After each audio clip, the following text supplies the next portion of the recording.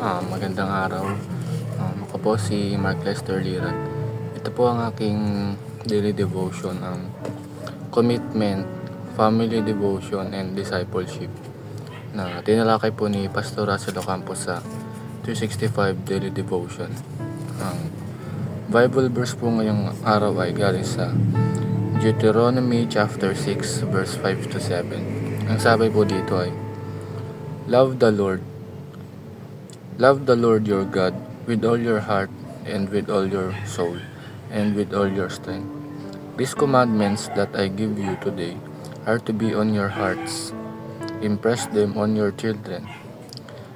Talk to them on your talk about them when you sit at home and when you walk along the road, when you lie down and when you get up.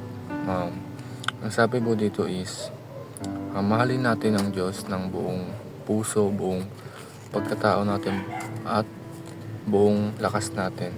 At binigyan tayo ng utos ng Diyos o commandments na turuan ang ating mga anak o magiging anak sa pag-ibig ng Diyos at kung paano sila mapapalapit sa Diyos. Unang katuruan po ngayong araw ay loving God is essential to the family. Pag tayo ay mahal natin ang Diyos, pero ang pamilya natin ay hindi, ang mali po yun kasi kung tayo ay nasa mabuting relasyon at sila naman ay nasa mali, dapat ang buong pamilya natin ay mahal ang Diyos. Turuan natin sila kung paano mapalapit sa Diyos at turuan natin silang kung paano ibigin ang Diyos. At ibigin natin ang Diyos at dapat ay ibigin din ng ating pamilya ang Diyos. Ang second teaching po is discipleship happens in the family. Ang pagtuturo ng pagiging malapit sa Diyos o ang pag-ibig sa Diyos ay nagsisimula po sa pamilya. Ang discipleship ay dapat ginagawa ng magulang at hindi lang ng mga church leaders o mga pastors.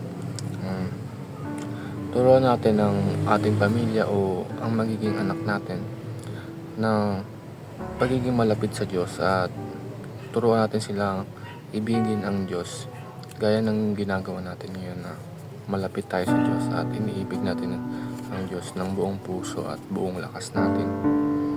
At ang huling teaching po ng araw ay every family is a family church.